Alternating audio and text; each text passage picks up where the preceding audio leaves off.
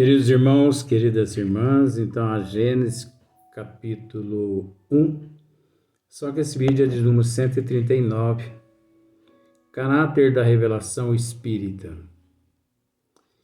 Então, a questão hoje é a questão de número 40, e é lógico, depois dando-se sequência, né?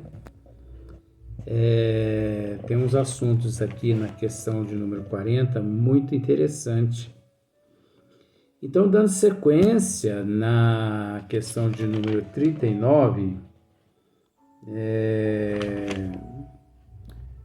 quando na 39 nós comentamos um pouquinho a respeito do perispírito. Agora, veja bem, por que eu estou dizendo que nós comentamos um pouquinho? Porque é impossível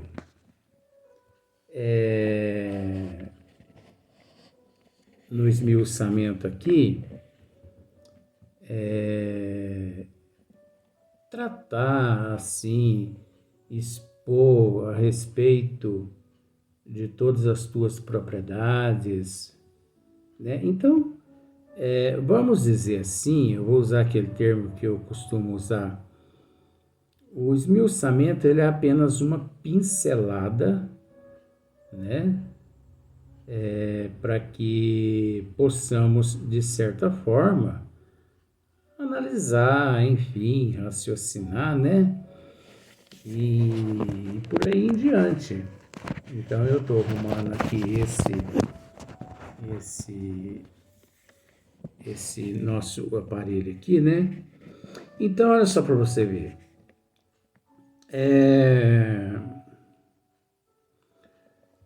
O estudo das propriedades do perispírito. Então, nós sabemos que Kardec, né, ele, para tornar-se fato, né, tudo, Kardec estudou minuciosamente. Eu não vou dizer assim que Kardec estudou todas as propriedades do perispírito. Sabe por que eu não vou dizer que Kardec estudou todas as propriedades do perispírito? Porque o perispírito, muitas pessoas podem dizer assim, Allan Kardec estudou todas as propriedades do perispírito. Isso é o que nos foi passado, que nos é ensinado na doutrina dos espíritos. Mas nós temos que entender que pelo fato, e já é fato, que pelo fato de nós não nos encontrarmos prontos, né? O espiritismo ele remonta às causas. Então, nós sabemos que o espiritismo, nós sabemos que o perispírito ele é constituído de um número inimaginável de fluidos, né? Por ser um corpo semimaterial, né? Nós sabemos que o nosso é o grosseiro, o perispírito é semimaterial e que nos põe em contato com o mundo espiritual e todos os fenômenos naturais que acontecem, todos os fenômenos espíritas têm a vontade do espírito e da alma, né? Também do espírito, às vezes, que se interessa por aquele processo. Mas está ali a vontade da alma sobre o perispírito, que é detentor de todos esses elementos, de todos esses fluidos. Só que nós temos que entender que o perispírito ele é detentor de um número inimaginável de elementos fluídicos que Hippolyte Léon Denisard Rivail, ele estudou, sim, de fato, o perispírito. Sim. Só que nós precisamos entender que, devido ao nosso nível evolutivo e também o perispírito por conter assim um número inimaginável de elementos, de fluidos, né? Nós sabemos que isso não foi possível estudar todos os componentes, todos os elementos, todos os fluidos do perispírito.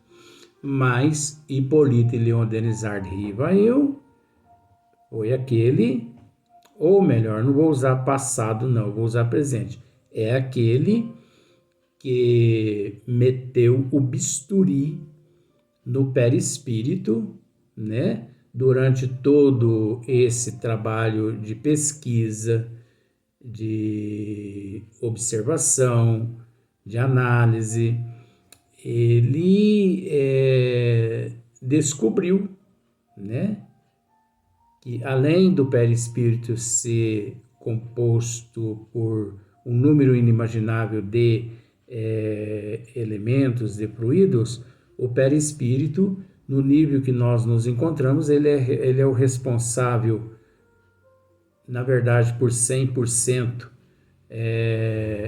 em tudo que nos acontece aqui na Terra, uma vez que, como já dissemos nos vídeos anteriores, se não fosse o perispírito, obviamente, nós não nos encontraríamos aqui no corpo físico, né? Então, olha só para você ver, o estudo das propriedades do perispírito. O estudo das propriedades do perispírito, dos fluidos espirituais, olha só, dos fluidos espirituais e dos atributos fisiológicos da alma. Então você observa, olha só a esperteza de Kardec. O estudo das propriedades do espiritismo. Oh, meu Deus do céu, que isso? O estudo das propriedades do perispírito. Pronto, encerrou o perispírito já. Agora aqui ele começa um novo assunto, ó. Dos fluidos espirituais e dos atributos fisiológicos da alma. Já são outras propriedades. Ele já não está tratando mais do perispírito, ele já está tratando da alma. Então você conseguiu captar isso? Essa nuance, essa miscigenação, né? Esse claro escuro. Então olha só, o estudo das propriedades do perispírito. Ponto. Né? Que na verdade ele colocou aqui, ele não colocou ponto, ele colocou vírgula. Agora, dos fluidos espirituais e dos atributos fisiológicos da alma, né? Então, ao examinar tudo ali, né? Durante aqueles exames, durante aqueles estudos, tudo ali minuciosos, né? Hippolyte, né? Kardec, vou usar Kardec porque fica mais fácil, né? Kardec, ele deparou com as propriedades do perispírito, né? Ele deparou com os fluidos espirituais, né? E ele deparou também com os atributos fisiológicos da alma. olha só, com os atributos fisiológicos da alma, né? E que abre novos horizontes, né? Olha só para você ver. Abre novos horizontes à ciência e dá a chave de uma multidão de fenômenos incompreendidos até então. Então, se nós pararmos para analisar, é lógico que nós não vamos fazer isso, mas só no que nós acabamos de ler aqui, nós podemos assim esmiuçar uma enciclopédia de tão amplo, de tão vasto, né, e de tão profundo, o que Kardec aqui deixou descrito. Olha só para você ver. O estudo das propriedades do perispírito, o estudo das propriedades do perispírito. Então, ele estudou as propriedades do perispírito, só que é um estudo limitado, porque, como nós já dissemos, o perispírito, tá certo, bom, o perispírito, ele é detentor de um número inimaginável de fluidos, de elementos, de propriedades, né? Então vamos pensar assim, apenas um pensamento. Eu gosto dessas coisas assim para explicar. Vamos pensar que o perispírito ele possui 100.000 propriedades. Vamos pensar se da seguinte forma: Allan Kardec estudou 50.000 propriedades. Em 100.000 ele estudou 50.000, enquanto outras ciências nenhuma não conseguiram estudar nenhuma propriedade. O perispírito nunca foi estudado tanto quanto por Allan Kardec, o único, né, que analisou na íntegra todas essas propriedades. Então, o estudo das propriedades do perispírito. Agora, dos fluidos espirituais, isso aí já é a parte.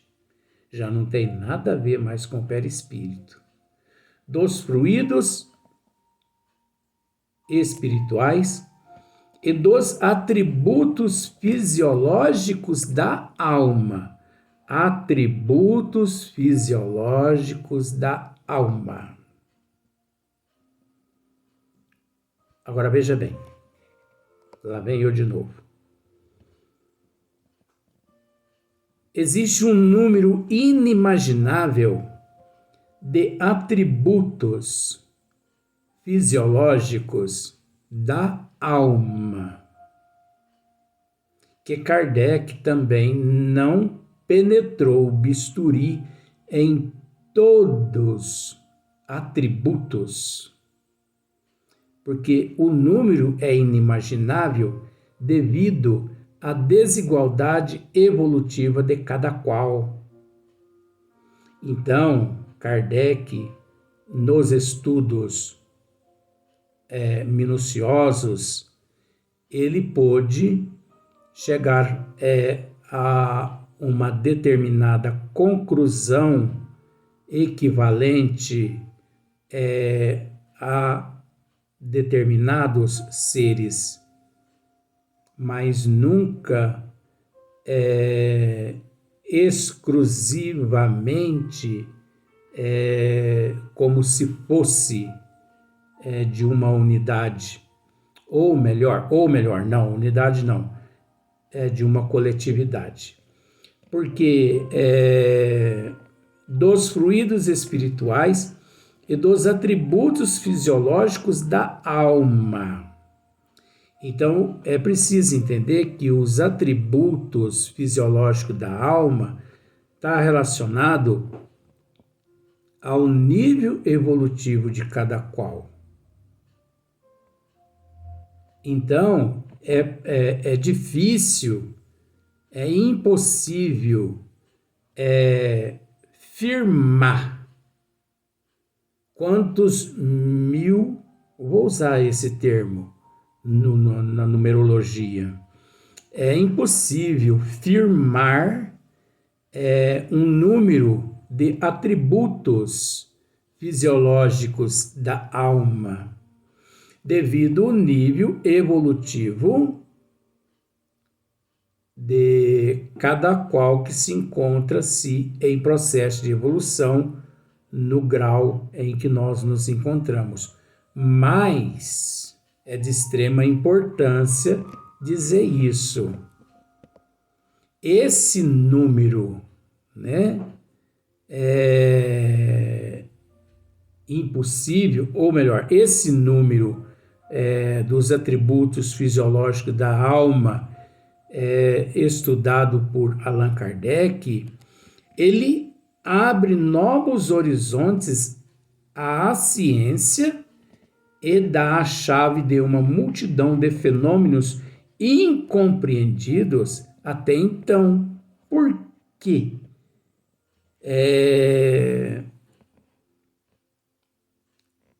Uma multidão de fenômenos incompreendidos até então. Porque até então ninguém nunca havia estudado todos esses fluidos do perispírito, esses elementos do perispírito, os atributos fisiológicos da alma, você entendeu? Ninguém nunca havia estudado minuciosamente, na íntegra, todos esses elementos, todos esses atributos fisiológicos da alma, chegando ao ponto de, numa conclusão de fato, os fluidos perispirituais do perispírito e também os atributos da alma serem eles os responsáveis por todos os fenômenos que até então aqui na Terra, por todas as teologias, por todas as religiões, por todas as ciências, fenômenos incompreendidos, né? Até então. Então, até então, porque ninguém nunca estudou. Agora, isso também é fato que, vamos dizer assim, mesmo Allan Kardec tendo estudado todos esses fatos e declarando-os como fatos e sendo responsáveis por todos esses fenômenos natural, né, que faz parte de uma naturalidade da alma, dos desígnios de Deus, muitos ainda não crê, né? Ainda não acreditam. Então, observe só para você ver que com os estudos de Allan Kardec, com a conclusão dos fatos, né? Das propriedades do perispírito, né? Os fluidos espirituais, né? Os quais Allan Kardec estudou, os atributos fisiológicos da alma, né? Hoje, nós temos conhecimento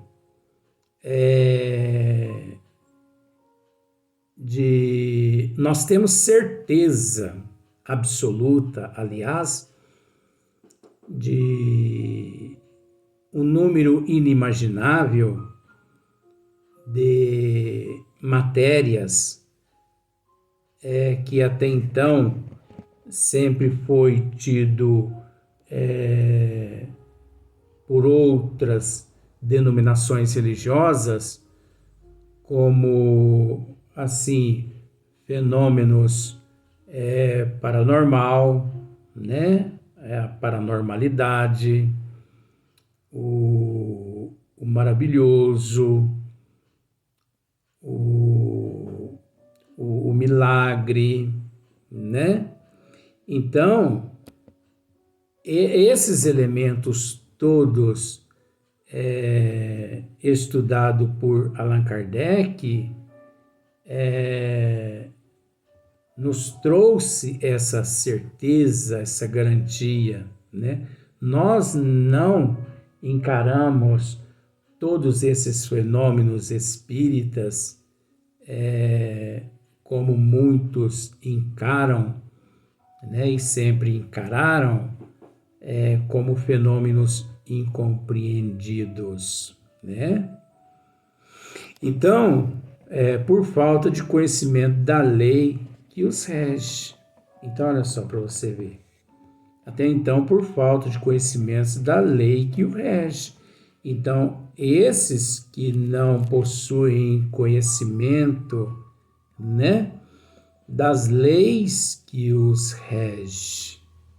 Então, nós sabemos que o que rege todos esses fenômenos incompreendidos por todos esses materialistas, ateus, ateias, né? Pelos críticos, pelos céticos, né? Enfim, pelas doutrinas, pelas religiões, pelas ciências. Nós sabemos que eles não possuem conhecimento da lei que rege todos esses fenômenos natural para o espírita, mas que para eles acabam assim se tornando incompreendidos, porque eles desconhecem esses elementos, né, que rege. Então, quais são esses elementos? As propriedades do perispírito, os quais Allan Kardec estudou, as propriedades do perispírito, os fluidos espirituais, então veja bem, as propriedades do perispírito é uma coisa, né? Os fluidos espirituais são outra coisa, né? E também os atributos fisiológicos da alma. Então, todos esses três, vamos pensar assim, juntos, eles regem todos esses fenômenos. E uma vez estudados como Hippolyte Léon Desargues Rivail os estudou, ele descobriu que esses elementos, todos esses fluidos, esses atributos, faz parte das leis divinas e que não há nada aí miraculoso, né? Não há nada aí fantástico, não há nada aí de milagroso. Olha só para você ver que interessante. Não é Não é interessante mesmo os estudos, porque a partir do momento que a pessoa estuda, a partir do momento que ele adquire o conhecimento, ele se liberta, ele se desprende da ignorância. A ignorância do fato, aí já é um fato do desconhecido. Então, isso é uma riqueza que nós possuímos, que nós armazenamos no nosso eu. E muitos, então, nós aprendemos através de tudo, que todos esses, vamos dizer, esses fenômenos incompreendidos por todas essas ciências, a doutrina espírita tem resposta para tudo de uma forma assim muito natural, né? Deixando de lado o atavismo, deixando de lado o miraculoso e por aí em diante. Vamos dar sequência no assunto no próximo vídeo. Não é fácil esse assunto? Muito fácil. Vamos para o próximo vídeo.